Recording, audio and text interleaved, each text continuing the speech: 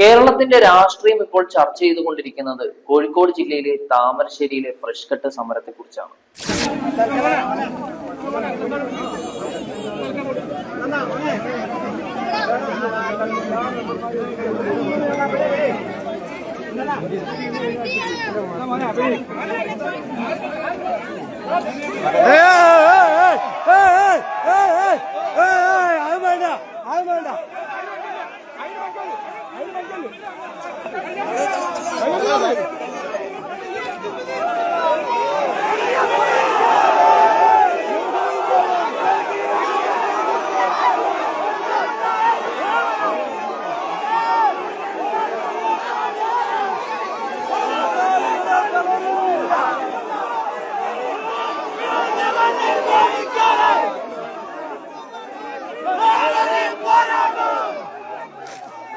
കേരള രാഷ്ട്രീയത്തിൽ എല്ലാ കാലത്തും ജനാധിപത്യ സമരങ്ങളെ അടിച്ചമർത്തുന്നതിന് വേണ്ടി ന്യൂനപക്ഷ വിഭാഗങ്ങളെ മുന്നിൽ നിർത്തി ആ വിഷയങ്ങളെ വർഗീയവൽക്കരിക്കാൻ എല്ലാ കാലത്തും ഇടതുപക്ഷം ശ്രമിച്ചിട്ടുണ്ട്.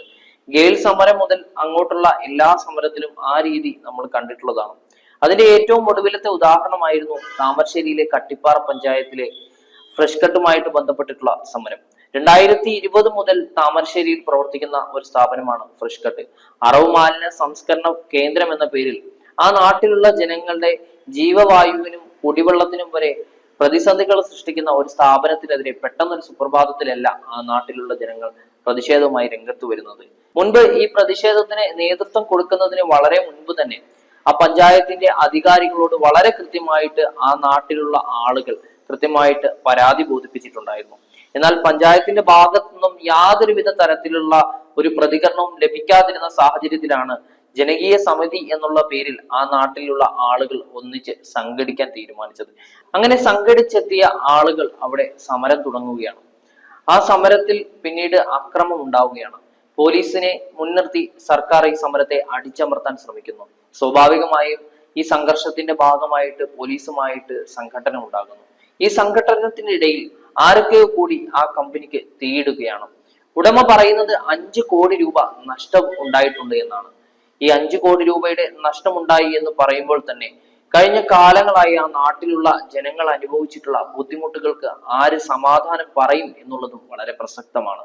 ഈ ഒരു സാഹചര്യത്തെ മുൻനിർത്തിയാണ് ഇടതുപക്ഷം വളരെ കൃത്യമായിട്ട് പ്ലാൻ ചെയ്തുകൊണ്ട് SDPIയുടെ തലയിലേക്ക് ഈ സമരത്തെ എടുത്തു വെച്ചുകൊണ്ട് ഒഴിഞ്ഞു മാറാൻ ശ്രമിക്കുന്നത്.